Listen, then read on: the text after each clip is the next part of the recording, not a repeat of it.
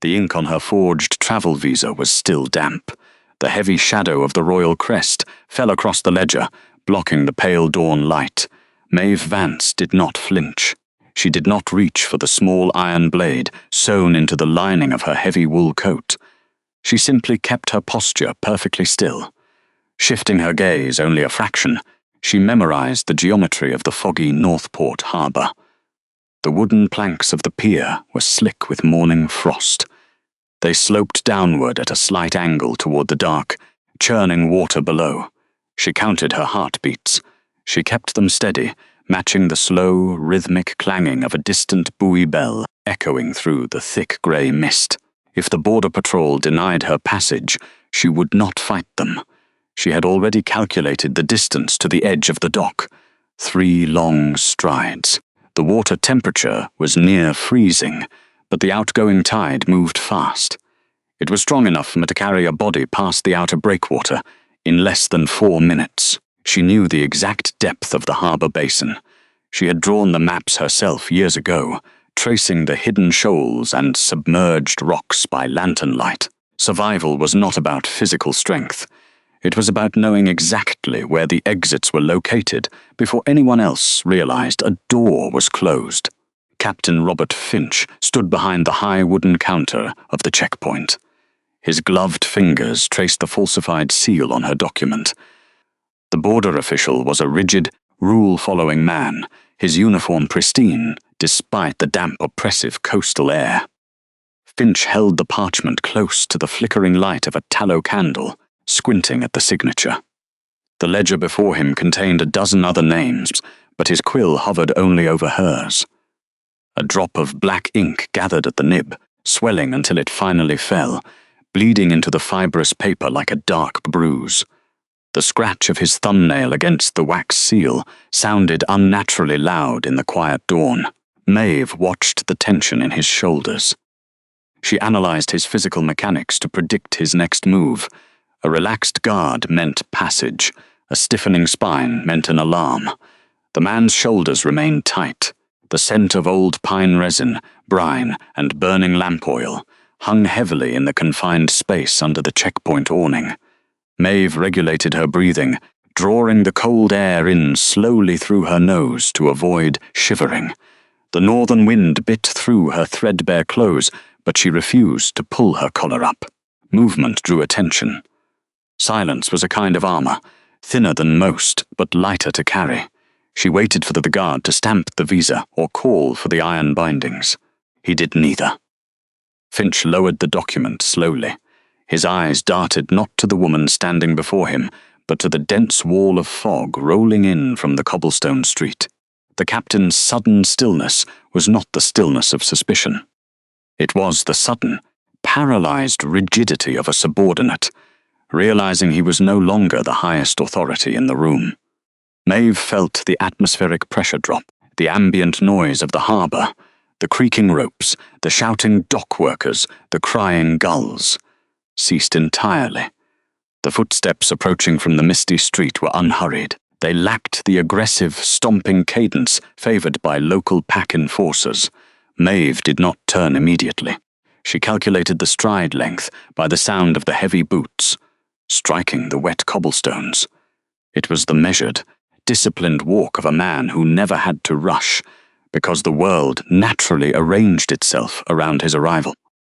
When she finally turned her head, keeping her chin level and her hands visible, she saw him emerge from the grey fog. Joshua Eldergard did not wear the ceremonial armour of the capital.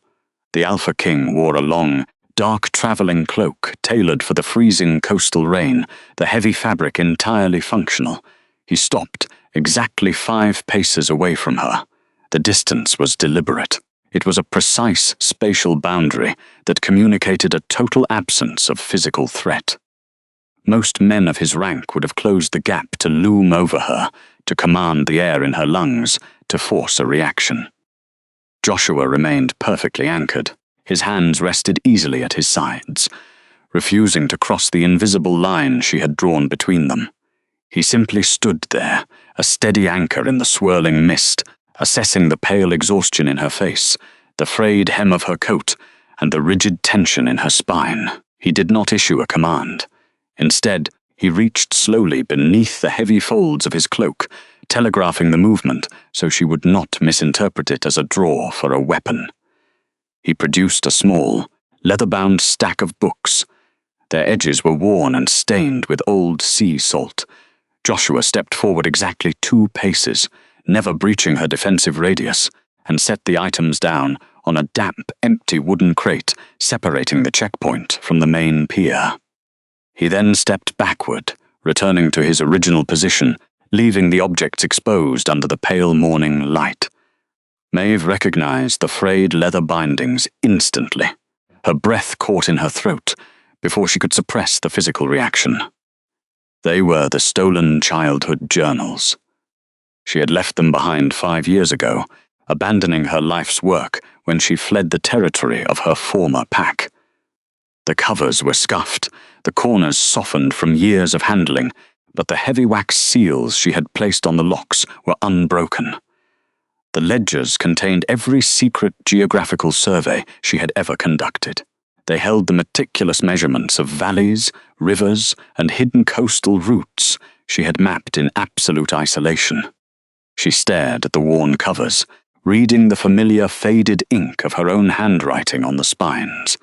The sovereign ruler had not come to the freezing edge of the world to drag a runaway Omega back in chains. He had not come to enforce an ancient property law or to demand submission from a broken citizen. He had tracked her across the continent simply to return the physical proof of her own intelligence. Joshua waited in absolute silence, offering her the space to step forward and reclaim her history on her own terms. Once she had secured the heavy leather books, Joshua Eldergard still did not close the remaining distance between them. The fog rolling off the northern harbour was thick enough to taste, a heavy blend of salt, rotting kelp, and freezing rain. He occupied the silence the way other men occupied speech, without apology, without the nervous impulse to fill it. Instead of stepping into her defensive radius, the Alpha King reached inside the heavy folds of his winter cloak. He withdrew a rolled document and placed it gently on the scarred timber of the customs desk. It was not a warrant. The parchment was heavy, cream-colored vellum, bound by a thick ribbon of dark blue silk. Water droplets from the coastal mist immediately began to bead against its smooth surface. A woman who had spent a decade fleeing the violent reach of her former pack did not survive by accepting unexpected gifts from sovereign rulers. She looked at the man's hands. They were bare, relaxed, resting flat against the edge of the table.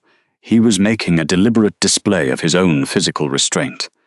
Slowly, keeping her peripheral vision locked on his broad shoulders, she stepped forward and pulled the document toward her. She untied the silk. The heavy vellum unrolled with a stiff, dry sound that cut through the rhythmic lapping of the harbour water against the wooden pylons. At the bottom of the page rested a massive pool of crimson wax, stamped with the crest of the High Court. It was titled the Sovereign Immunity Charter. Her eyes scanned the dense, formal calligraphy. The words were a barricade of absolute legal protection. It outlined an independent commission, appointing her as the chief cartographer of the northern borders. It explicitly stripped any local pack alpha of jurisdiction over her person, her labor, or her movements. It was a shield forged of ink and law. It was too perfect. That was the kind of invisible trap she had learned to spot. Instead of looking up with relief, Maeve lowered her gaze to the wax. She removed her worn leather glove, exposing fingers stained permanently with iron gall ink, and pressed her bare thumb over the royal seal. She traced the microscopic ridges of the stamped wolf's head. Forgers often failed at the edges, leaving air bubbles or uneven cooling patterns in the wax when they tried to replicate royal authority. A true signet ring, pressed by a king's own hand, left a flawless, razor-sharp impression that bit cleanly into the paper. The ridges were perfectly sharp. The wax was genuine. An independent commission, she read aloud, her voice deliberately stripped of any tremor or gratitude. With full immunity from provincial pack law, "Effective the moment you sign," the monarch replied. He did not ask her to smile. He did not ask for a display of submission. He simply offered her the structural mechanics of survival. She read further down the parchment, her eyes tracking the precise, sweeping strokes of the court scribe. The terms of her employment were generous, listing stipends, supply chains for mapping instruments, and complete access to the royal archives. But halfway down the second page, her gaze caught on a standard administrative paragraph. Clause I. The chief cartographer shall maintain permanent residence within the inner walls of the sovereign keep, under the direct protection of the royal guard. The cold harbour wind seemed to stop completely. The keep, inner walls, direct protection. To the rest of the kingdom, those words meant safety, prestige, and honour. To a woman who had once been locked inside a territorial estate until she bled, they meant something entirely different. A cage with a crown was still a cage. She could not breathe if she was locked behind someone else's iron gates, even if those gates were gilded.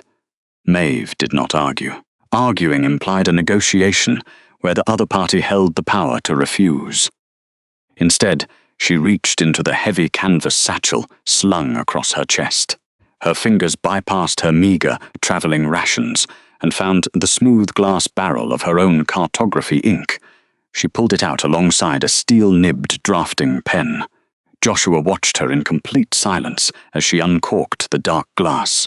The bitter, sharp scent of crushed oak galls and iron sulfate immediately masked the smell of the damp sea fog, grounding her in the familiar reality of her own trade. She dipped the pen. Without looking up at the sovereign who ruled the entire Northern Territory, Maeve pressed the steel nib to the heavy vellum. She drew a single, thick, uncompromising black line straight through the fourth clause. The scratching sound of a metal parchment echoed loudly across the empty border checkpoint, harsh and final. "I will not live in the keep," Maeve stated. Her voice was flat, carrying the absolute certainty of a woman who was perfectly willing to walk into the freezing ocean if her terms were denied. She dipped the pen again, shaking off a single drop of black liquid onto the wooden desk. "I require isolation to work. The Whispering Watchtower on the coastal cliff is currently abandoned. I will take my residence there. Neutral ground. No royal guards stationed inside the walls. No unannounced inspections." She waited for the anger. She braced for the inevitable shift in the Alpha's posture, the sudden hardening of his jaw, or the coercive command of a man who had just been defied by an Omega, defacing his royal decree. It did not come. Joshua looked at the thick black line, scoring through his own court's mandate. Then his gaze shifted to her ink-stained fingers, hovering steadily over the page. The faint rustle of his heavy wool cloak was the only sound he made as he slightly adjusted his stance. "The watchtower is brutally drafty in the winter," he noted calmly, his tone entirely devoid of wounded pride, "and the stone is old." "I prefer old stone to new cages," she answered. The king gave a single slow nod. "Then the tower is yours, cartographer." Accepting the stark reality of his concession, Maeve moved the pen to the bottom margin of the document. She did not hesitate this time. She signed her full name beside the crimson wax seal, her handwriting sharp, angular, and deeply legible. It was the signature of a woman claiming her own borders, not submitting to someone else's. She left the document on the table and carefully recorked her ink. The ink dried faster than tears in the bitter northern wind, binding them both to a contract of absolute, uncompromising distance. The coastal fog clung to the exterior masonry of the Whispering Watchtower like wet wool, bleeding a persistent dampness into the interior walls. The stone stairs were steep and uneven, spiraling upward into a drafty, circular room that smelled strongly of dried sea kelp, old pine resin, and decades of undisturbed dust. Nellie Sterling pushed the heavy iron-banded door open with a practiced thrust of her hip, carrying a brass lantern that cast long, flickering shadows against the curved architecture. The watchtower steward set the light on a scarred wooden table in the center of the room and stepped back to watch her new tenant. Maeve Vance did not immediately drop her battered leather suitcase. She stood at the threshold, her breathing deliberately shallow, letting the cold air map the dimensions of the space. Her eyes bypassed the narrow cot pushed against the far wall. She ignored the small, dark hearth that had clearly not seen a fire in years. Instead, she moved directly toward the narrow slit windows facing the treacherous northern harbor. She set her suitcase down on the floorboards only to free her hands. With methodical precision, she traced the stone sill, testing the depth of the alcove. Her fingers still carrying the faint scent of ink from the morning's checkpoint, pressed against the rusted iron latch of the heavy storm shutters. She forced one open just enough to gauge the drop to the rocky shoreline below. Not a fatal fall if she aimed for the deep water at the high tide line, but dangerous enough to require a knotted rope. She calculated the horizontal distance to the external corbels, noting exactly which stone ledges could bear the weight of a fleeing woman in the dark. Nellie watched the calculated assessment without a single word of interruption. The older woman wore a thick woolen shawl pinned tight across her chest, her weathered face lined with a lifetime of observing desperate people pass through the borderlands. She did not offer hollow reassurances about the security of the fortress. She did not attempt to soothe the younger woman with praises of royal protection. Instead, Nellie reached into the deep pocket of her apron, pulled out a heavy forged iron key, and placed it flat on the wooden table with a dull clink. "The latch holds from the inside," Nellie said. Her voice was dry, carrying the rough cadence of someone who prioritized function over false comfort. "The drop from that window is 40 feet to jagged slate at low tide, and 30 at high. If you ever need to jump, wait for the tide. But the door is solid oak, reinforced with iron. No one comes up these stairs unless you throw the bolt yourself." Maeve let her hand drop from the freezing iron latch. She turned to face the steward, letting that knowledge settle into her like cold water into stone. She recognized the rare, valuable currency of practical truth. Not pity, not forced camaraderie, but the quiet acknowledgement of a survivor's unyielding necessities. The gravelly edge in Nellie's tone did not judge the exhaustion or the hypervigilance. It simply offered the architectural facts required for survival. "Thank you, Nellie." Maeve's voice was steady, though the ambient chill of the room was already seeping through the thin wool of her coat. She finally unlatched her suitcase. She did not reach in to unpack her spare dress, nor did she pull out the meager rations she had hoarded for the journey. Instead, she retrieved a tight coil of thin, braided hemp rope. She placed it deliberately on the windowsill, a physical anchor for her peace of mind. Only then did she allow herself to look at the room as a place to stay, rather than a place to immediately abandon. The thick stone walls offered a different kind of safety, cold, absolute, and entirely her own. By nightfall, the temperature inside the watchtower had dropped to a bitter, bone-aching chill. Maeve had ignored the empty hearth, focusing entirely on the massive, neglected archives stacked against the curved eastern wall. The royal decree had granted her a commission, and she intended to secure her place through undeniable competence, rather than relying on the fragile promise of immunity. She arranged 3 thick tallow candles on the table, their low, sputtering flames casting a warm amber glow over the chaotic mounds of parchment. She spent the next 3 hours systematically sorting the maritime registries. Her cracked knuckles, stiff from the northern cold, moved with practiced rhythm. She separated tax ledgers from tide charts, smoothing out brittle vellum and categorizing land deeds by their wax seals. The scent of melting tallow mixed with the dry, powdery smell of decaying leather. This was the work she understood. Numbers did not lie. Maps did not suddenly change their minds and demand submission. In the geometry of the coastlines and the precise columns of shipping taxes, Maeve found the stillness of a compass needle finding north. The silence of the room was suddenly punctuated by a heavy, deliberate sound from the spiral staircase. Boot steps, slow, unhurried, and carrying the unmistakable weight of a man accustomed to absolute authority. Maeve's hands stilled over a crumbling map of the harbour, her breath caught, a physiological reflex born of years spent anticipating violence whenever heavy footsteps approached her door. She did not reach for her rope. She simply sat perfectly straight, her eyes fixed on the heavy oak door, waiting for the inevitable demand for entry. In her experience, powerful men never respected a closed door when they believed they owned the building. The footsteps stopped on the stone landing just outside her room. A heavy, dull thud echoed through the wood, followed by the sharp clatter of something hard shifting against the stone floor. Maeve held her breath, every muscle drawn tight, calculating the time it would take to reach the window. Then came two sharp, measured knocks against the oak. They were not the frantic pounding of a predator, nor the entitled banging of a master demanding access. They were formal, precise, and entirely devoid of urgency. Wood for the hearth, a low voice resonated through the thick timber. Joshua Eldegaard did not raise his tone, nor did he exhibit any anxious need to bridge the quiet that followed. The northern wind shifts at midnight. Keep the draft blocked. He did not ask if she was decent.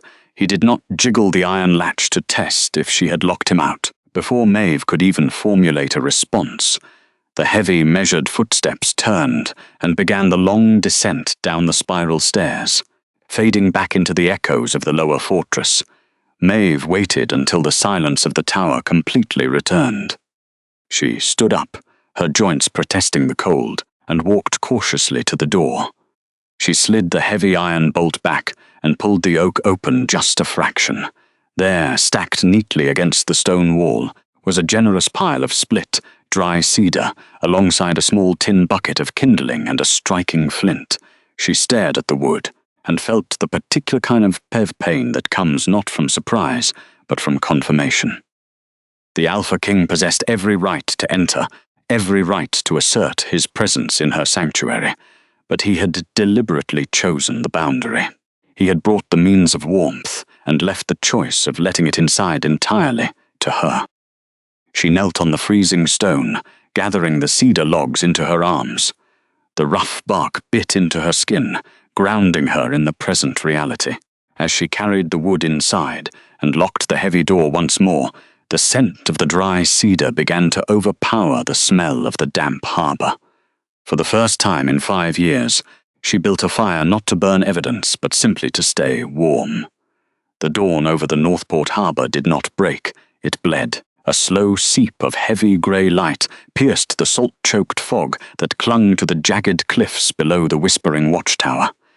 The air tasted of rotting kelp and freezing ozone, carrying a bitterness that settled immediately into the lungs. Maeve Vance stood near the precipice, bracing a heavy brass alidide against a jutting spine of black rock. She was charting the treacherous, uneven coastline to build the foundation of the maritime or border ledger. The wind howled off the northern sea, tearing at the thick wool cloak Nellie had left by her door the night before. It whipped the heavy fabric violently against her calves, threatening to unbalance her, but she did not step back from the ledge. Her breath plumed in the sub-zero air, vanishing instantly into the mist. The leather of her boots was entirely stiff with frost, making every shift in her stance a calculated effort. She squinted through the sighting slit of the brass instrument, calculating the exact angle of the hidden cove below. The drop was sheer, plunging into a swirling vortex of dark water that no royal cartographer had ever dared to map. The ink in her small glass vial was beginning to thicken into sludge under the dropping temperature. She pulled off her right glove with her teeth, pressing her bare, cracked knuckles against her mouth. She blew out a long, slow breath, letting the meager warmth of her own lungs thaw her joints just enough to grip the iron-nibbed quill. The metal scratched against the heavy vellum pinned to her wooden drafting board. 5 degrees north-northwest. She marked the curvature of the rocks, counting the paces along the cliff edge, while the loose gravel bit through the worn soles of her boots. coordinates. She measured the angle of the shadow cast by the towering stone structure behind her, ensuring every coordinate was tethered to a fixed, undeniable point of elevation. The math required absolute concentration, leaving no room in her mind for the echoes that usually hunted her in the quiet hours. This was how she survived the silence, by reducing the unpredictable, violent world into measurable lines. The cold was a physical weight, settling deep into the marrow of her bones, slowly numbing her extremities. Yet she preferred the bitter bite of the northern coast to the suffocating heat of the pack she had left behind. Out here, the wind made no demands. It held no expectations. It simply existed, and she simply recorded it. She tracked a treacherous shoal curving, like a shattered spine beneath the frothing water. Any merchant or military ship attempting to land in this cove without her specific chart would tear its hull open on the submerged granite. She dipped the quill again, the freezing metal stinging her fingertips. She drew the barrier reef with absolute, steady precision, refusing to let the violent shivering in her shoulders travel down to her wrist. By noon, the coastal fog condensed into a freezing, horizontal drizzle, forcing her retreat into the stone belly of the watchtower. The transition from the screaming wind outside to the heavy, suffocating stillness of the archive room was jarring. The chamber smelled of melting tallow, centuries of dry dust, and the metallic tang of her own cold-bitten skin. She set the damp pages of the ledger on a massive oak desk, striking a sulphur match against the stone wall to light a single beeswax candle. The flame flickered, casting long, wavering shadows across the floorboards. She dragged a rusted iron lockbox onto the table, a collection of regional records the steward had hauled from the lower cellars. She needed to cross-reference her morning survey of the hidden cove with the existing territorial boundaries. She unrolled a brittle, yellowed map dated 3 decades prior, weighting the curling edges with heavy iron compasses. She placed her freshly inked parchment beside it, her gaze flicking between the 2 documents. The geography matched perfectly until the southern inlet. The ink on her page marked the natural boundary directly at the jagged black rocks. The old, official map marked it nearly 3 miles inland, carving a massive undocumented wedge of forest and shoreline into sovereign, neutral territory. She traced the discrepancy with an ink-stained index finger, following the altered border down to a stack of attached land deeds resting at the bottom of the lockbox. The parchment of these specific deeds was notably newer, lacking the heavy layer of grime and sea salt that coated the older files. The wax seals affixed to the bottom corners were not the crisp, stamped crest of the capital. They were a crude, rushed impression, smeared at the edges where the wax had been pressed too quickly. She leaned closer. The candlelight illuminated the text of the transfer agreements. The letters were heavily pressed into the page, the ink pooling darkly at the end of every harsh, slanted-down stroke. The crossing of the horizontal letters was jagged, dragged across the paper like a blade slicing through fabric, her hand stilled. The brass divider she held slipped from her grasp, hitting the oak desk with a dull, heavy thud. She recognized the handwriting. It belonged to Darius Vaughan, the man who had stood before the entire assembly and mocked her existence, the local alpha who had driven her into the freezing night with nothing but a single trunk. He had not merely banished her from his lands. He had been quietly, systematically annexing the coast, using the hidden cove to establish illegal outposts far beyond his jurisdiction. Her chest tightened, the air suddenly turning thin in the dusty room. A younger version of herself might have recoiled from the desk. That girl might have snatched her cloak, packed her bags, and fled deeper into the foggy wilderness to escape his reach.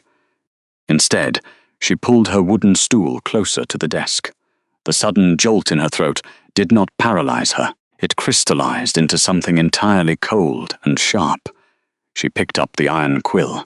She began to calculate the exact square mileage of the stolen land, charting the discrepancy coordinate by coordinate. The long years of hypervigilance funneled directly into the mathematics of his treason. The numbers on the parchment were undeniable, and she was going to record every single one. The air inside the whispering watchtower turned heavy with the metallic scent of an incoming squall. Maeve kept her focus pinned to the parchment of her official boundary record, her ink-stained fingers adjusting a brass compass. A distant harbour bell chimed against the rising wind. She did not look up when the measured footsteps approached the outer walkway. She had already learned the rhythm of that walk. It lacked the erratic cadence of the men from her past, carrying instead the deliberate weight of absolute certainty.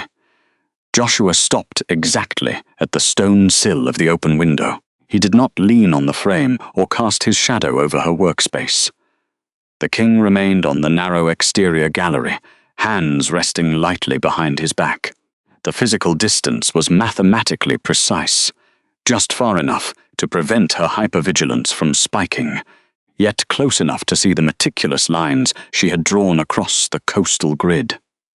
The tide pools near the eastern inlet are far deeper than the old royal charts indicated, Maeve said, her voice perfectly calibrated to deliver administrative data rather than emotion. They are, Joshua replied, his low rumble blending with the rushing wind. The current there pulls sharply south. A heavy-hull ship could anchor out of sight of the main harbour. Freezing rain began to fall in sharp, diagonal sheets. Heavy drops struck the stone sill, splashing icy water near her desk. Maeve instinctively pulled the massive ledger an inch closer to protect the drying iron gall ink. She waited for the inevitable. She expected the Alpha King to push the heavy oak door open, to claim the warmth of her hearth, to demand immediate shelter because his status dictated he could take whatever comfort he required. He did not move. The freezing rain soaked rapidly into the dark wool of his coat. Icy water ran down the sharp line of his jaw.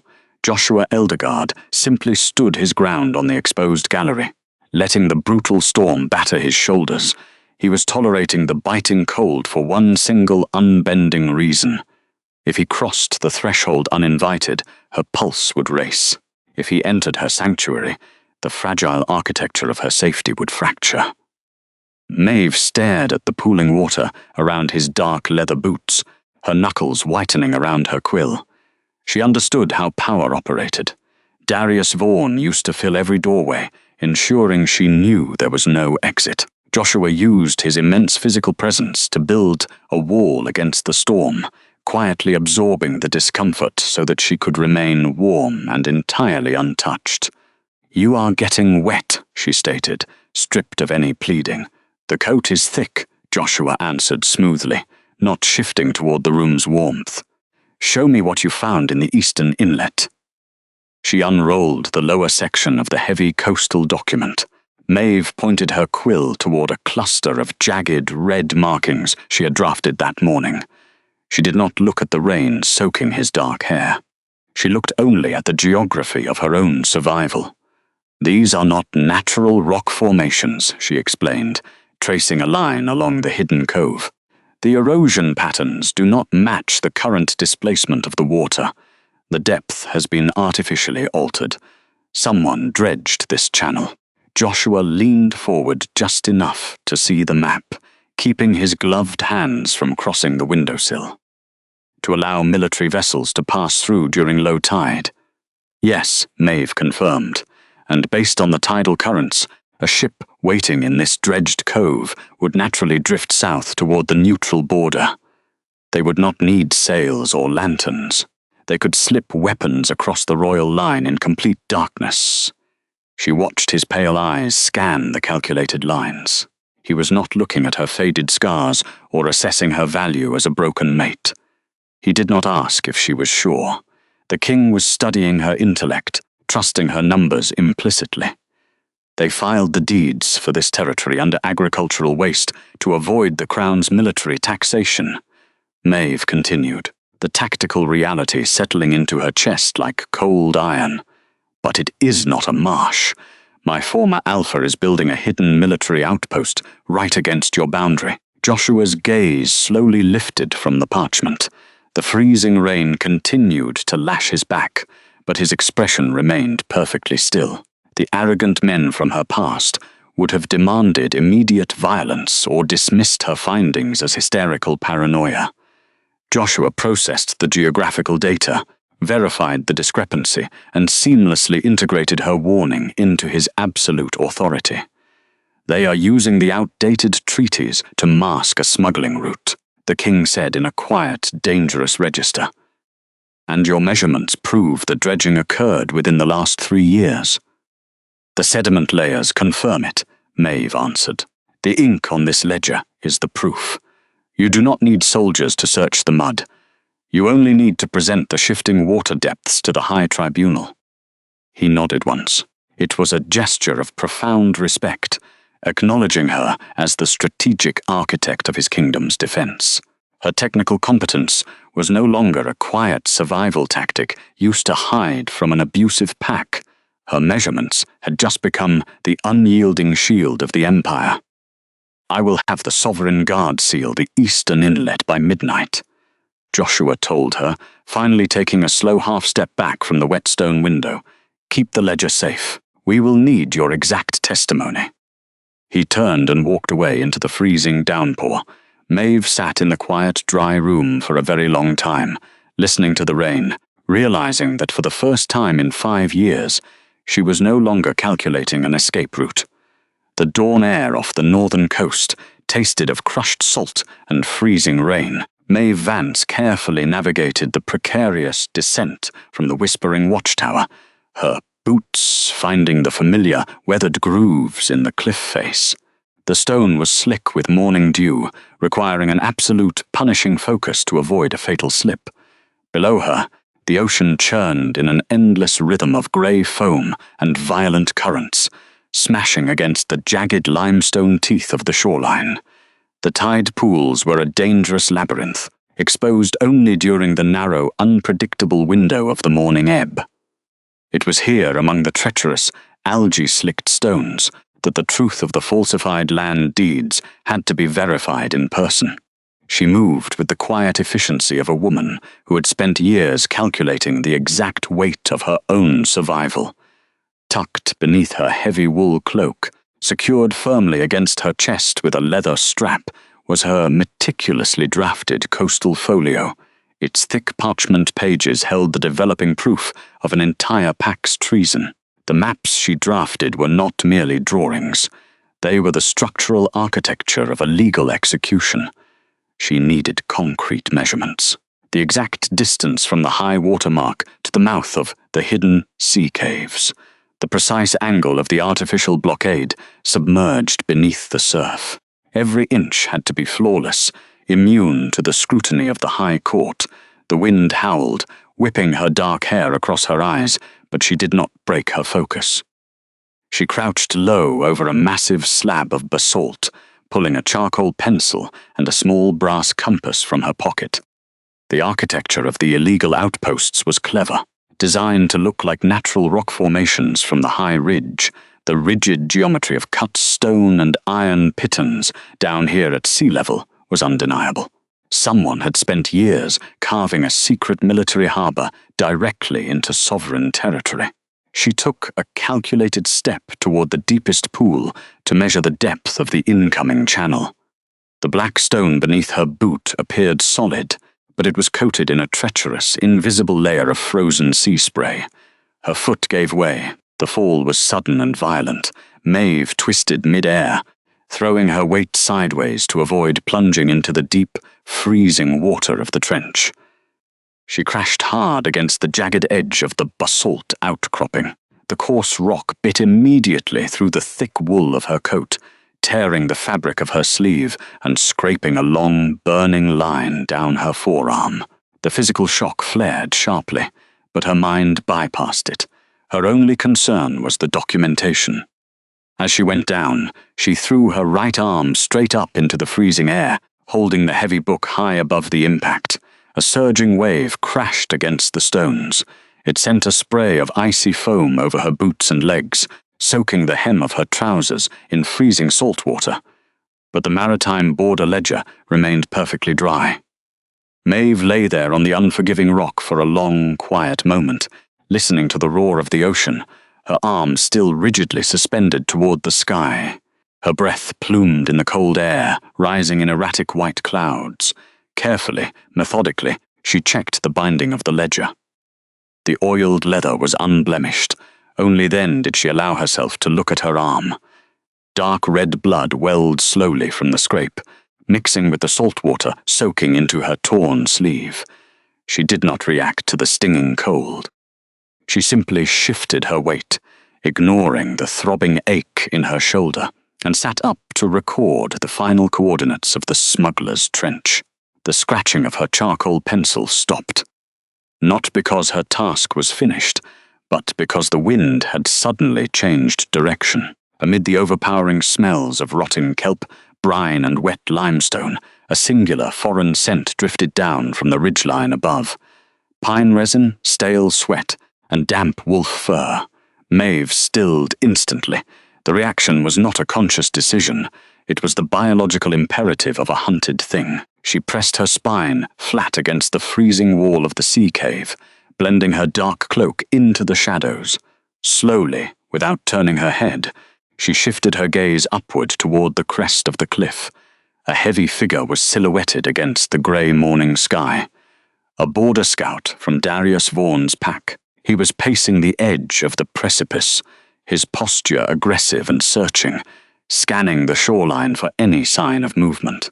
The local alphas had sent trackers to monitor the hidden outposts, enforcing the boundaries of their illegal expansion with brute force and constant vigilance. If she moved back toward the main path leading up to the watchtower, he would see her immediately against the pale sand. If she waited here, the rapidly rising tide would trap her in the caves, drowning her long before the scout lost interest and abandoned his post. Her pulse hammered against her collarbone, a frantic rhythm she meticulously ignored. She did not need physical strength to survive this encounter. She only needed the map. Closing her eyes for a fraction of a second, she visualized the structural draft she had completed 3 days prior. The cliff face was not a solid wall. 20 yards to her left, concealed behind a thick curtain of hanging sea moss, was a narrow structural fissure, a vertical crevice carved by centuries of tidal erosion. It was steep, suffocatingly tight, and completely invisible from the ridge above. It was not a path meant for human travel, but it was a way out. She opened her eyes. The scout turned his back to scan the northern horizon. Maeve moved. She stepped backward, timing her movements perfectly with the thunderous crashes of the surf to mask any sound of shifting gravel. She placed her boots only on the solid, exposed crests of the black rocks, deliberately avoiding the wet sand, where a footprint could betray her existence. The freezing ocean water soaked through her leather boots, numbing her toes and slowing her reflexes, but she kept her balance absolute. She reached the curtain of sea moss and slipped behind it, without disturbing a single frond. The crevice was colder than the open air, a dark throat of damp stone that pressed tightly against her shoulders. She turned sideways, holding the ledger flat to her chest, and began to edge her way upward through the fissure. The jagged rock tore further at her ruined sleeve, scraping against her uninjured arm, but she made no sound. She controlled her breathing, drawing shallow, silent draughts of the musty air, working her way up the vertical chimney inch by agonizing inch. The scent of ancient limestone and salt filled her lungs. Below her, she heard the heavy thud of the scout's boots as he finally descended the main path to inspect the caves. He grunted, kicking at the loose stones, finding nothing but the empty tide pools and the aggressively rising water. Maeve paused in the darkness of the crevice, her muscles trembling from exhaustion and the bitter cold. She pressed her cheek against the damp limestone, the heavy weight of the book resting safely over her heart. She had left no trace. The scout would report an empty shore, completely unaware that the geography he stood upon was already documented, weaponized, and moving steadily toward his ruin. The gravel outside the whispering watchtower did not crunch under the usual rhythm of the shifting tide. It ground together with the deliberate cadence of men who did not care who heard them coming. Maeve did not stop organizing the ink pots on her wooden desk. She simply registered the footfalls, calculating the distance between the iron-reinforced entrance and her workstation. 3 men, perhaps 4, the smell of wet wool, poorly oiled leather, and the sour copper tang of aggressive pack ozone filtered through the narrow drafts in the ancient masonry. When the oak timber rattled under a brutal fist, she calmly wiped her ink-stained fingers on a linen cloth. She walked over with her posture perfectly aligned, the cold stone floor biting into the soles of her boots. She did not swing the barrier wide. She only drew the heavy iron bolt back, just enough to leave a calculated gap. Darius Vaughan stood on the threshold. He looked exactly as her survival's instincts had preserved him. Arrogant, draped in thick northern furs that were meant to project dominance, but only looked cumbersome in the coastal damp. Behind him, 3 local enforcers flanked the stone steps, their hands resting on the hilts of their weapons. The former alpha sneered, his gaze sweeping over the exposed grey masonry behind her, the tallow candles, and the drafting table covered in measuring instruments. He had expected to find her trapped in some gilded palace room as a king's decorative possession. The utilitarian reality of the frontier outpost seemed to confuse him, short-circuiting his prepared mockery. "Is this the grand existence you ran away for?" The man's voice was a grating rumble, laced with the entitlement that expected the very air to bow. Living in a drafty ruin at the edge of the freezing sea, you always were entirely pathetic. She did not flinch. She merely observed the way his jaw ticked. He was waiting for her to panic, anticipating the old terror to fracture her quiet composure. Instead, she watched the slight tremor in his thick fingers as he reached into his heavy winter coat. He pulled out a yellowed document, the edges brittle with careless storage. It was a dusty runaway property warrant, the red wax seal cracked and crumbling. He shoved the parchment toward the gap in the wood, a cruel smirk returning to his face. "I am here to collect my property," Darius announced, his tone loud over the crashing waves below. "You broke fundamental pack law when you left the territory. The elders signed this extraction order 5 years ago. You are coming back to the estate. Even the sovereign guard cannot override a standing ancestral decree." His confidence was built entirely on archaic hierarchies and brute intimidation. Maeve let the silence stretch, occupying the space between them without feeling compelled to bridge it. She examined the decaying paper with the detached interest of an archivist viewing a long-dead specimen. Her clinical, detached stare caused the intruder to shift his weight on the gravel, the first visible crack in his aggressive facade. He had come expecting a terrified runaway, but he was facing a cartographer who measured his legal authority and found it mathematically insignificant. "You are blocking the draft," Maeve stated, her voice dropping into the freezing fog with absolute precision. She did not reach for the ancient warrant. Behind her, in the deeper shadows of the circular room, Nellie Sterling moved with the quiet efficiency of a woman who had spent decades surviving violent men. The pragmatic steward did not gasp or drop her teacup. She simply gathered her heavy grey shawl, caught Maeve's slight nod, and slipped silently through the narrow servants' passage at the rear of the tower. The rusted hinges of the back door had been meticulously oiled 3 days prior. Nellie vanished into the mist to summon the border guard, leaving not a single footprint to trace her departure. Darius noticed nothing. He slammed a leather-gloved palm against the oak, intending to force the gap wider. The door did not move. Maeve had firmly braced her boot against the iron floor track, locking the timber in place with simple mechanical leverage. "Open it, or we will splinter it," the antagonist growled, his patience evaporating as the wind whipped against his face. "You have no right to deny a recognized pack leader." "I have exactly that right." Maeve reached into the deep pocket of her apron and withdrew a pristine document. The parchment was heavy vellum, stamped with the fresh, undeniable weight of the king's golden seal. She unfolded the sovereign immunity charter and pressed it flat against the doorframe, right at his eye level. Darius paused, his eyes narrowing as the gleaming wax caught the flicker of the tallow light.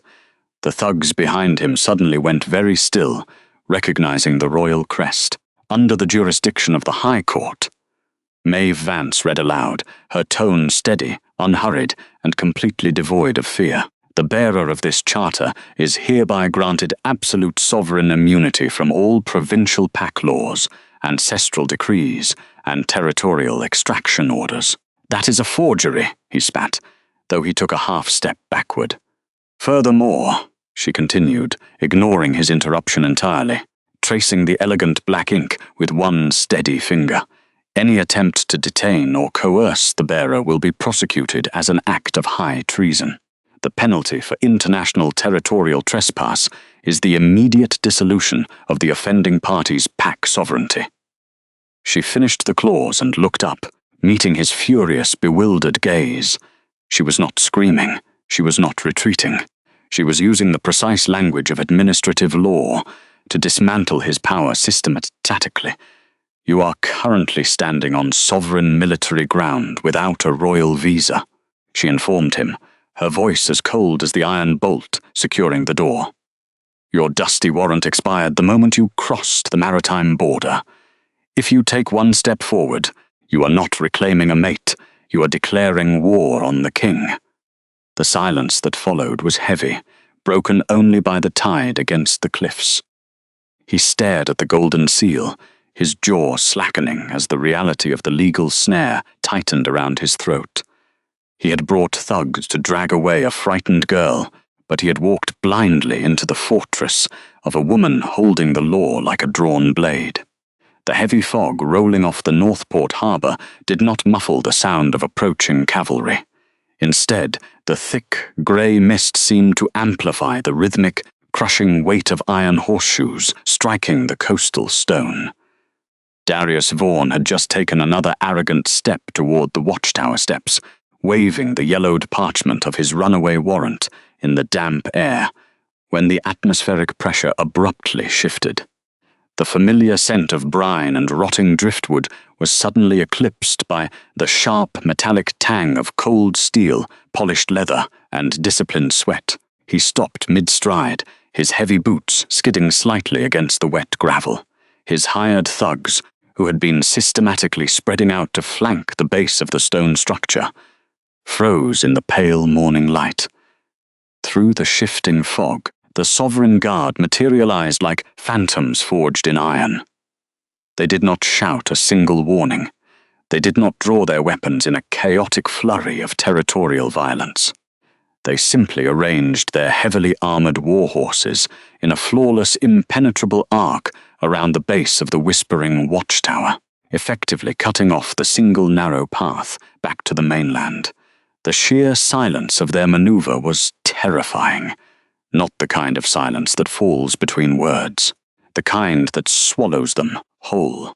Maeve remained exactly where she was at the threshold, keeping her spine rigid against the wooden frame of the heavy oak door. She watched the precise geometry of the royal blockade form around her abusers, calculating the exact distance between the guards and the trespassers. From the center of the formation, a massive black destrier stepped forward, its breath plumbing like smoke in the freezing northern wind. Joshua Eldergard sat perfectly still in the saddle. He wore a dark wool cloak, trimmed in thick wolf fur, entirely unbothered by the damp, biting chill of the coast. His large, gloved hands rested lightly on the leather reins. He did not reach for the broadsword strapped to his side, nor did he allow a single surge of biologically possessive fury to bleed into his scent. He simply looked down at the local alpha, who had dared to stand on his shoreline. "You are trespassing," the Alpha King stated. His voice was a low, resonant hum that carried effortlessly over the crashing waves of the harbour. Darius swallowed hard, the muscles in his thick neck working visibly. His performative posture slipped as he looked around at the towering, immovable wall of royal guards. He tightened his grip on the ancient warrant, raising it higher as if the fragile, crumbling paper could act as a physical shield against the mounted soldiers. "This is a pack matter, Your Majesty. I am well within my rights. The woman is an omega of my territory. She broke a binding blood pact." Joshua did not look at Maeve. He did not undermine her dignity by checking to see if she was cowering or afraid. He kept his dark, measured gaze fixed entirely on the trespasser, holding the man's attention hostage through sheer authority. "A blood pact," the king repeated quietly, letting the syllables hang in the cold air. "She belongs to my jurisdiction," Darius insisted, though his voice lacked its usual booming theatrical confidence. The thugs behind him had already begun to lower their hands, stepping carefully backward, creating physical distance between themselves and the local lord. The war horses stamped their hooves against the wet stones, the metallic clinking of their bits the only sound answering the desperate archaic claim. The sovereign guards did not move an inch, awaiting their king's order with statuesque discipline. Joshua adjusted his leather gloves, unhurried and terrifyingly calm. He occupied the space with the absolute authority of a magistrate, without apology and without the frantic drive to smother the tension with empty threats. The king gestured to the captain of the guard, who smoothly unrolled a heavy, wax-sealed document from his saddlebag. It was a freshly copied page from her comprehensive boundary registry. Maeve recognized the precise ink strokes of the coastal topography, the exact, meticulous mapping she had finalized only days ago by the light of dying tallow candles. "Read the coordinates," Joshua instructed softly. The captain recited the longitudinal numbers, his voice cutting through the damp wind with administrative finality, citing the exact degrees and minutes of the shoreline boundary. Darius blinked, clearly confused by the total lack of physical combat. He had expected a territorial brawl, a chest-beating display of dominance over a runaway mate. He was prepared for a fight of claws and teeth. He had no defense against geographical data. Joshua tilted his head slightly, looking down at the uneven ground where the local alpha stood. "Do you see the dark line of sediment behind your heel, Vaughn?" Darius glanced down at the muddy, freezing shoreline. The morning tide had rolled out, leaving a distinct ridge of wet, black sand mixed with crushed shells exactly 2 paces behind his heavy boots.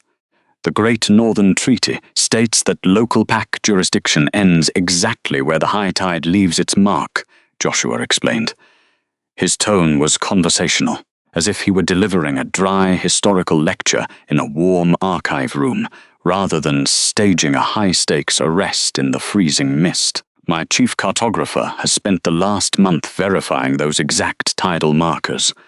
Maeve felt a strange, solid warmth settle in her chest, steadying her breathing. He was using her work. Her quiet, invisible labor in the freezing watchtower was the exact weapon dismantling her abuser. "You are standing on the wet sand," the king observed mildly, pointing a single gloved finger downward. "That places you squarely in sovereign maritime territory. You have crossed an international border with an armed retinue." Darius's face flushed a deep, ugly red as the realization hit him. "This is absurd. It is a matter of 2 feet of mud. The woman is my property." "Property is a matter for civil magistrates," Joshua answered, finally resting his hand on the iron pommel of his saddle. "Armed border incursion is a matter of treason." The word hung in the cold air, heavier than iron, stripping away the last illusion of Darius's power. "Drop the warrant," Joshua commanded. It was not a request. Darius hesitated, his knuckles whitening around the yellowed parchment. He looked at the expressionless sovereign guards, then back to the imposing figure of the king, who had not even bothered to dismount to deal with him. Slowly, humiliatingly, the local alpha opened his fingers. The ancient decree fluttered to the wet sand, immediately soaking through with freezing salt water and mud. The dark ink began to run, dissolving into the earth, destroying the very text that had haunted Maeve for 5 years. Arrest him for international territorial trespass, Joshua told the captain. The royal guards dismounted in absolute unison. The metallic clatter of heavy chains replaced the silence as they moved in to bind the trespassers. Darius did not fight. The sheer, overwhelming weight of the law had stripped him of his rank, his arrogance, and his local pack authority in a matter of minutes. Maeve watched them drag the men away, her hands resting calmly on the wooden frame of the door. The rough grain of the timber grounded her in the physical reality of the moment. No blood had been spilled. No brute magic had been summoned. A line drawn in black ink on a ledger had just severed the chains of her past forever. The heavy oak door of the whispering watch tower remained open. Joshua preferred it that way when they worked together, maintaining an unspoken physical boundary that ensured she never felt cornered in the small, circular space. The hearth fire crackled, fighting the damp chill of the coastal wind that seeped through the stone walls, but the air inside felt remarkably still. Maeve sat at the long wooden table, the massive geographical folio spread flat beneath the amber glow of a single tallow candle. The parchment was thick, smelling faintly of dried kelp and iron gall ink.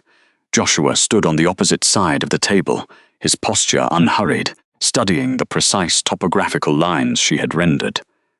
The tribunal requires 3 verified points of trespass to legally dissolve a local alpha's territorial sovereignty, the king said, his voice a low, measured hum that barely disturbed the quiet room.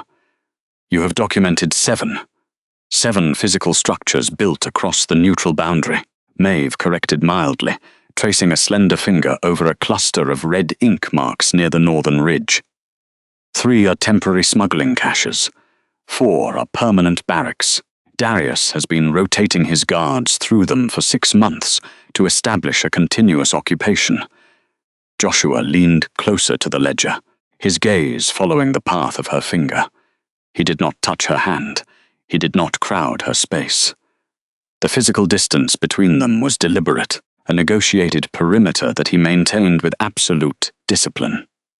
The High Court will demand corroboration of the geographic markers, he noted, though there was no doubt in his tone, only the pragmatic calculation of a ruler preparing for a legal siege. Darius will argue that the ancient boundaries were never properly surveyed. He can argue whatever he likes, she replied, her voice steady. The old treaties used the high tide line as the absolute border.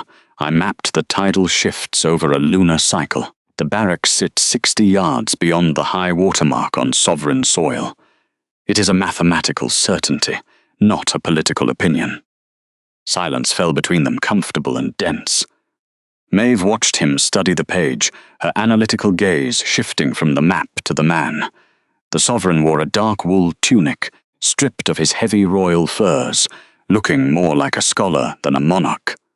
As he reached out to tap a specific inlet on the parchment, the candlelight caught his knuckles. Maeve's breath hitched, a tiny, almost imperceptible break in her controlled rhythm. The tips of his fingers and the ridges of his knuckles were stained with black ink. It was not the faded, accidental smudge of a passing signature. The dark pigment was ground deep into the calluses of his skin, the undeniable mark of hours spent working with a heavy quill. He had not delegated the preparation of the court documents to his royal guards or the scribes. The Alpha King had been personally transcribing the copies of her ledgers for the tribunal. You copied the depositions yourself, she stated. It was not a question. Joshua paused, glancing down at his hands as if he had forgotten the stains were there. He lowered his arm to his side, his expression remaining entirely calm. The scribes in the capital are unfamiliar with the specific cartographic terms you use, he answered, his tone perfectly even. An error in transcription could give Darius room to contest the evidence. I preferred to ensure the copies were exact. He did not ask for gratitude. He did not frame the labor as a grand romantic gesture. It was simply a tactical necessity, a quiet act of administrative solidarity. He was building a fortress of paper and law to protect her, utilizing the exact weapons she had provided him. Maeve let that knowledge settle into her chest, like a stone dropping through still water, slow, thorough, filling every crack where fear used to reside.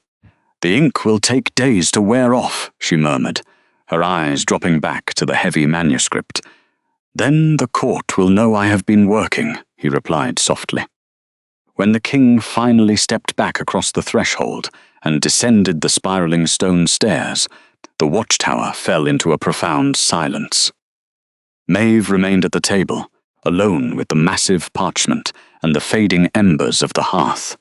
There was work left to do. The final annotations on the maritime maps required absolute precision before they were submitted to the High Tribunal.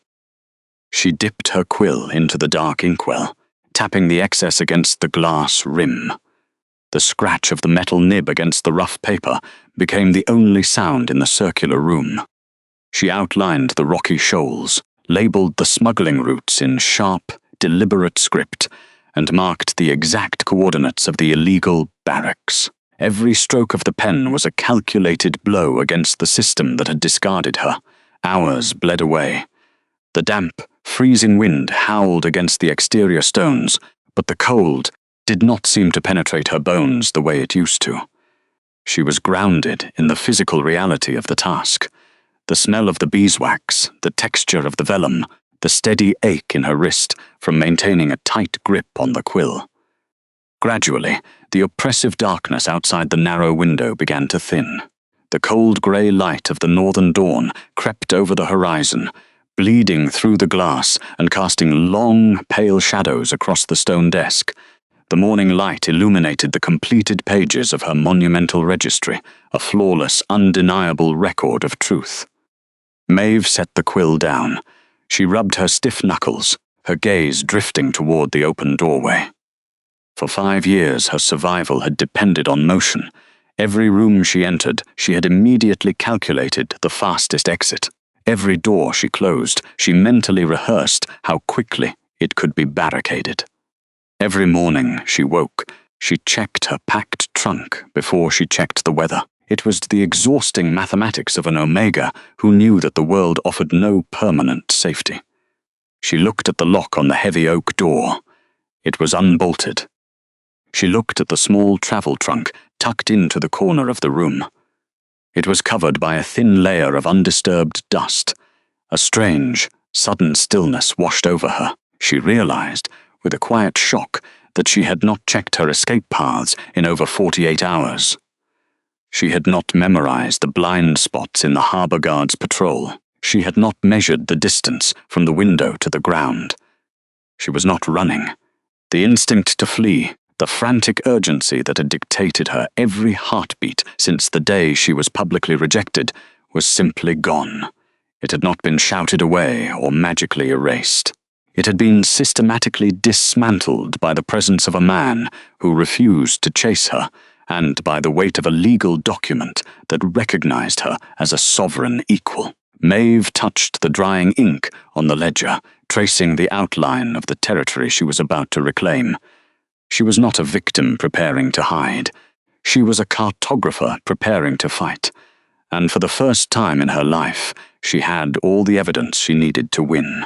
The heavy iron-banded doors of the High Tribunal sealed shut with a sound like a falling vault.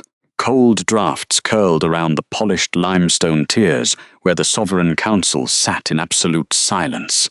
Hundreds of beeswax candles burned in the grand chandeliers above, casting long, sharp shadows across the center floor. Darius paced that floor like a caged beast, who still believed he owned the arena. He wore his finest ceremonial furs, his chest puffed with the loud, heavy entitlement of a regional leader who had never been told no. His voice echoed off the vaulted ceiling, reciting archaic pack laws and outdated property clauses. He demanded the immediate nullification of the Sovereign Immunity Charter. He cited ancient bloodline rights, the traditional authority of a local alpha, and the unbroken rules of the old Northern treaties. In his narrative, he was the wronged sovereign. The woman sitting at the plaintiff's table was nothing more than a runaway asset that needed to be forcibly returned to his borders. Through it all, Maeve Vance did not look at him. She felt the gaze of the assembly pressing down on her shoulders, heavy with expectation, but she kept her posture perfectly straight. She did not shrink into her chair. She did not tremble, nor did she attempt to interrupt the man's escalating monologue. Instead, she turned her attention to the thick leather satchel resting on the mahogany desk in front of her. Her breathing remained completely even, a quiet rhythm calibrated over years of surviving in freezing border towns. While her former tormentor shouted about disrespect and insubordination, the scarred Omega calmly untied the braided cord of her bag. The smell of melting tallow and old dust hung thick in the air, grounding her in the physical reality of the room. She reached inside and withdrew a thick, tightly rolled bundle of vellum. The arrogant Alpha took her silence as a sign of submission, raising his voice louder to emphasize her supposed weakness. He slammed his fist against the wooden railing, demanding the council recognize his supreme jurisdiction over her life. Maeve ignored the sudden noise. She pressed her ink-stained thumbs against the curling edges of her maps, slowly and methodically smoothing them flat against the desk. The crisp, distinct rustle of heavy paper cut through the brief pauses in his rant. She aligned the corners of the documents with geometric precision. She placed a brass paperweight on the left edge, then another on the right. She occupied the space with the absolute detachment of a technician preparing for surgery. Joshua Eldergard watched her from the high seat. The sovereign king rested his chin on his steepled fingers, his expression unreadable, allowing the aggressive local leader to dig his own grave with every spoken word. The monarch did not intercede or offer protective reassurances, perfectly respecting the boundary they had agreed upon. This was not a physical battle to be won by a stronger Alpha. This was a legal execution, and the cartographer was holding the axe. When the High Magistrate finally struck the iron gavel to silence the floor, the echo swallowed the last of the local leader's demands. The floor was yielded to the defense. Maeve stood up. She did not smooth her dark linen dress or clear her throat. She simply rotated the heavy maritime border ledger so that it faced the tiered seating of the council. The room remained suffocatingly quiet. Dozens of powerful pack leaders leaned forward, expecting a tearful plea for mercy or an emotional recounting of past abuses. They expected the fragile defense of a terrified victim. Instead, they received the cold, undeniable mathematics of a master professional.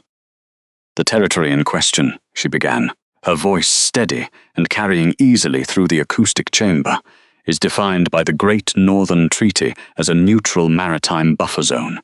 Specifically, Sector 4, Quadrant 9.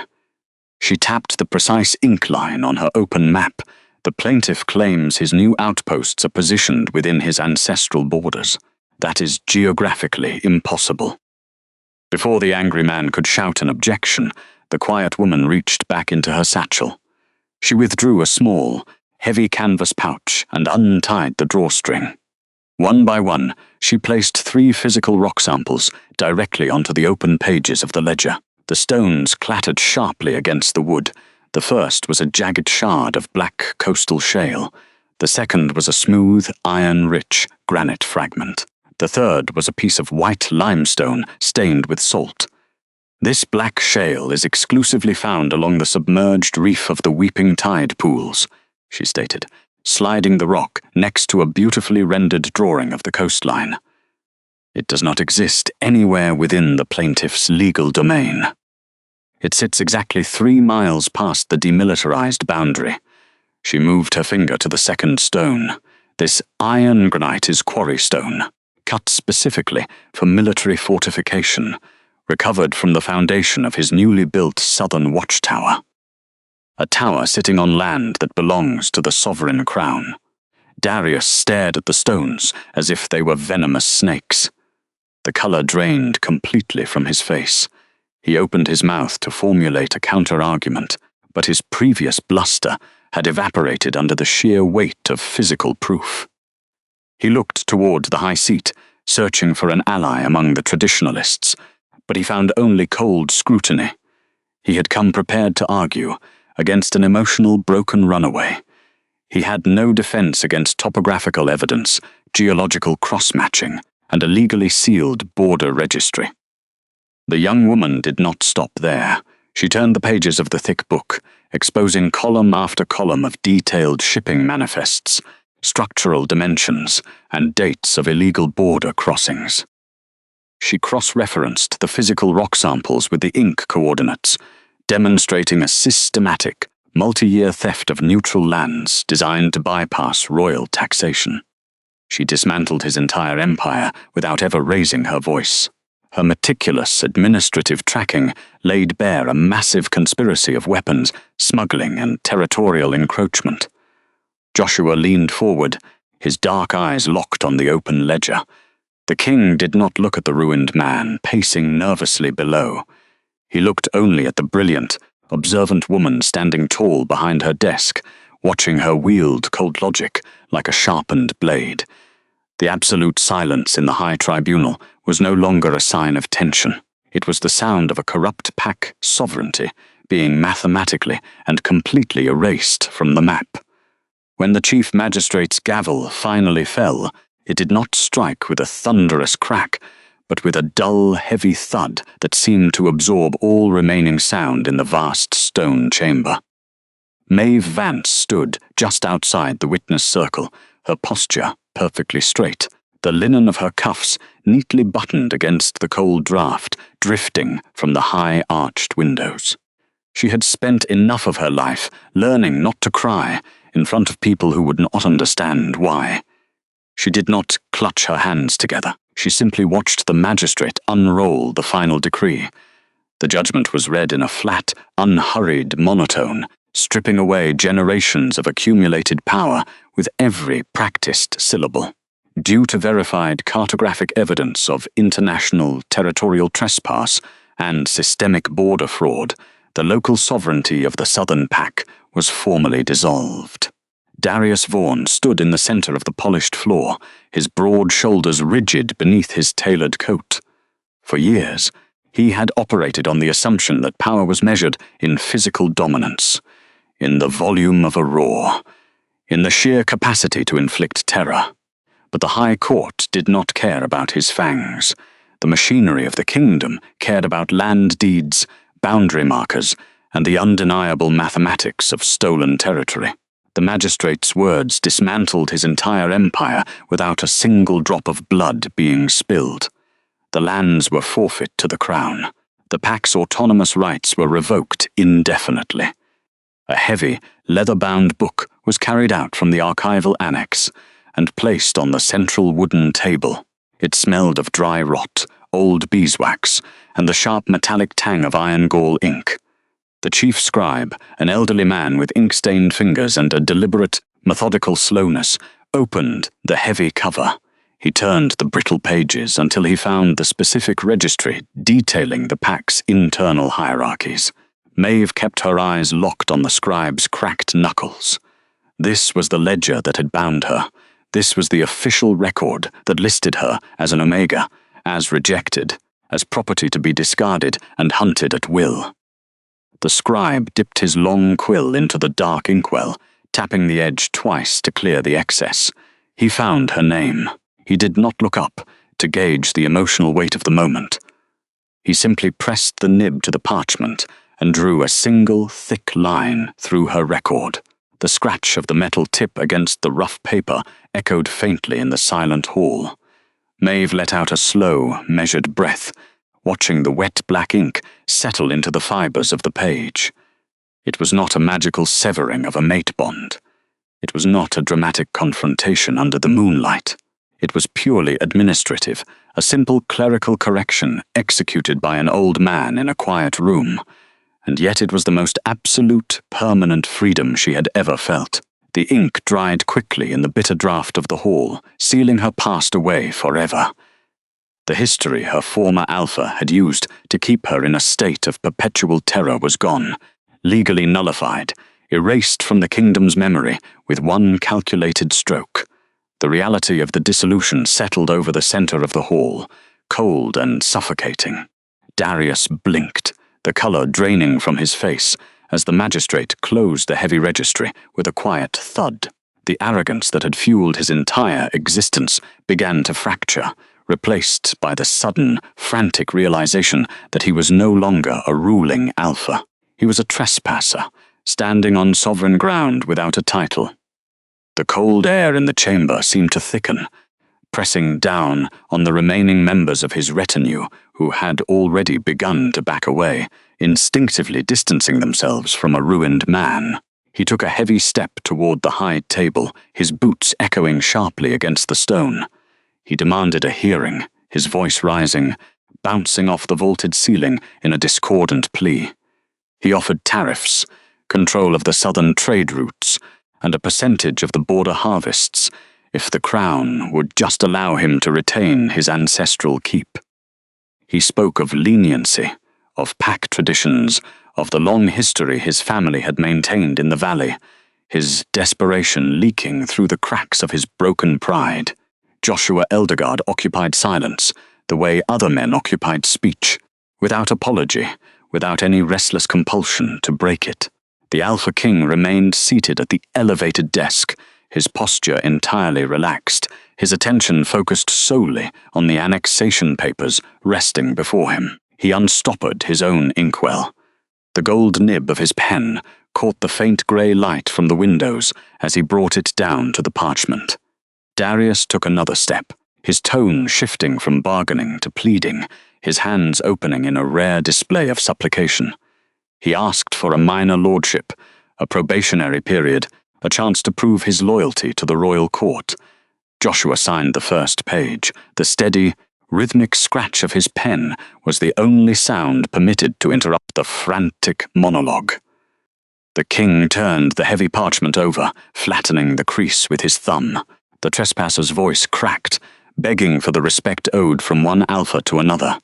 Joshua signed the second page. He set the pen down gently, reached for the heavy brass stamp, and pressed the royal wax seal into the bottom corner of the document. The scent of melting wax and pine resin drifted over the table. Only when the document was slid to his adjutant did Joshua finally raise his head. His eyes were flat, devoid of any anger, malice, or triumph. He looked down not at a rival, but at a concluded transaction. His voice, when it came, was low and perfectly even, dropping the temperature of the room by several degrees. He stated that trespassing on royal borders carried a fixed penalty, and the annexation was immediate. There would be no negotiations, no territorial leniency, and no second chances. Two sovereign guards stepped forward, their hands resting loosely on the hilts of their swords, waiting for a command they did not need to hear. Darius stood completely still, his hands trembling at his sides as the absolute finality of the king's words crushed whatever fight remained in his chest. He had not been defeated by a stronger wolf in a physical brawl. He had been dismantled by maps, ledgers, and the quiet observation of the woman he had once deemed entirely useless. The high tribunal chamber emptied slowly, the heavy iron-banded oak doors shutting out the murmur of the departing council. Silence settled over the vast room. It was not the tense, suffocating quiet of a predator waiting to strike, but the clean resonances of a concluded storm. The scent of ozone and copper faded, replaced entirely by the familiar, grounding aroma of melting beeswax, old wood, and dry parchment. At the center of the polished stone floor, a massive desk held the permanent High Court ledger.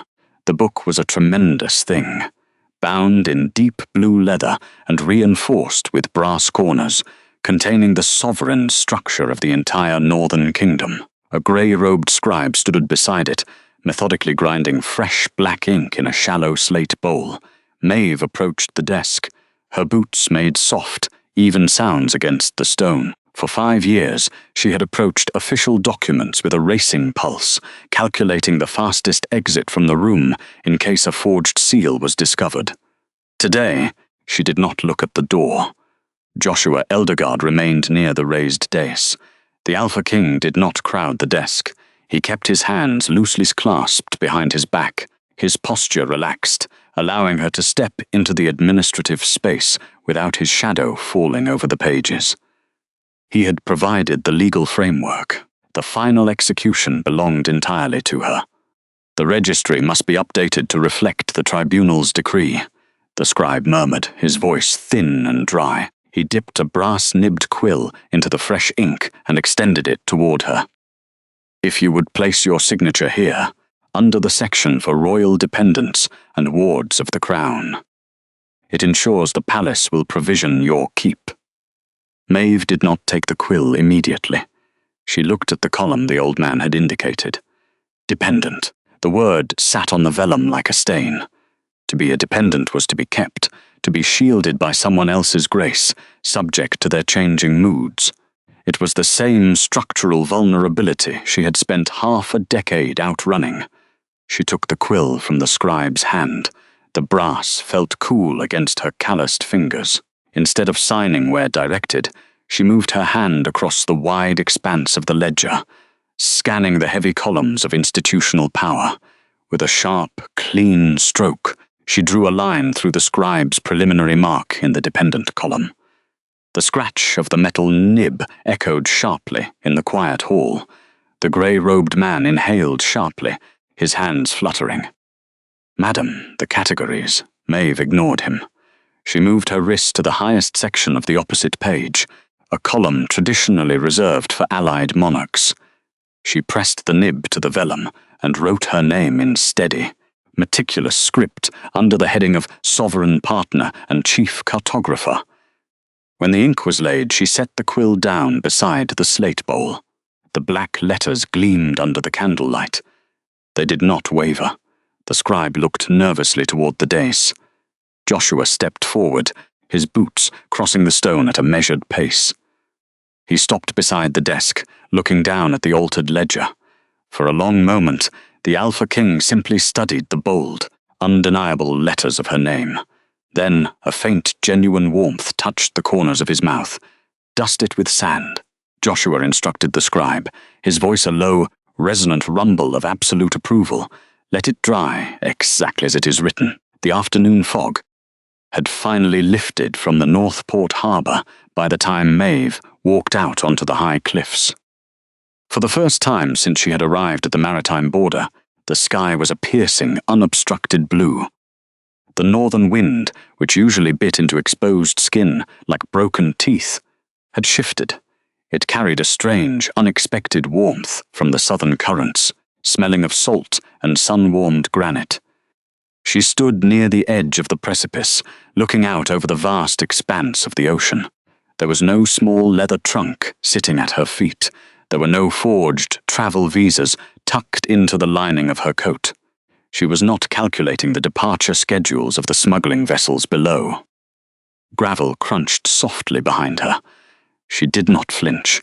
She recognized the rhythm of the footsteps, the unhurried, deliberate cadence that never demanded attention but always commanded respect. Joshua came to a halt a few paces to her left. He did not step into her immediate physical space. He looked out at the same horizon, the wind catching the heavy fur collar of his dark cloak. The engineers will arrive at the Whispering Watchtower by the end of the week, the king said, his tone conversational, anchored in the practical logistics of their shared work. They have instructions to reinforce the foundation and expand the upper archive room according to your drafted plans. And the border patrols? Maeve asked, her voice steady, enjoying the calm exchange of administrative facts. Rerouted to follow the coordinates in your ledger, Joshua replied. No one crosses the maritime line without your maps. Silence settled between them. It was not the heavy, punitive silence she had known in her former life. It was a spacious, comfortable quiet. Darius had occupied silence, the way a predator occupies a shadow, using it as a weapon. The man standing beside her occupied silence the way a mountain occupies the earth, providing shelter, breaking the wind and offering absolute stability. The absolute certainty of that fact anchored her. The treaty was signed. The legal records were unsealed and corrected. She had absolute sovereign immunity, a fortress of her own, and a title that could not be revoked by the whims of an arrogant alpha. She was entirely free to leave. Joshua turned his head, his dark eyes catching the afternoon sun. He did not step into her space or attempt to close the distance. He simply offered the truth. "Don't run from me," said the Alpha King. It was not a royal command, nor a possessive growl. It was a quiet, bare request from a man who had built an entire legal fortress just to give her a safe place to stand. Slowly, without being prompted, Maeve shifted her stance on the rocky cliff. She closed the small physical distance between them. Joshua remained perfectly still, though she could see the careful restraint in his broad shoulders as he waited for her to dictate the terms of their proximity. She reached out. Her fingers brushed the rough wool of his cloak, tracing the edge of the fabric before moving downward. She found his large, calloused hand resting at his side. Maeve slipped her hand into his. The king's breath hitched, a microscopic break in his immense control. For a second he froze, a compass needle finding true north. Then, very deliberately, he turned his palm and curled his fingers around hers. His grip was warm, firm, and entirely gentle. It was not a hold that trapped. It was an anchor that steadied. They stood together on the edge of the continent, looking out at the endless water. The rejected Omega did not pack her bags. She did not watch the roads. For the first time in her life, Maeve Vance held her ground, tightened her fingers around the sovereign's hand, and finally stayed.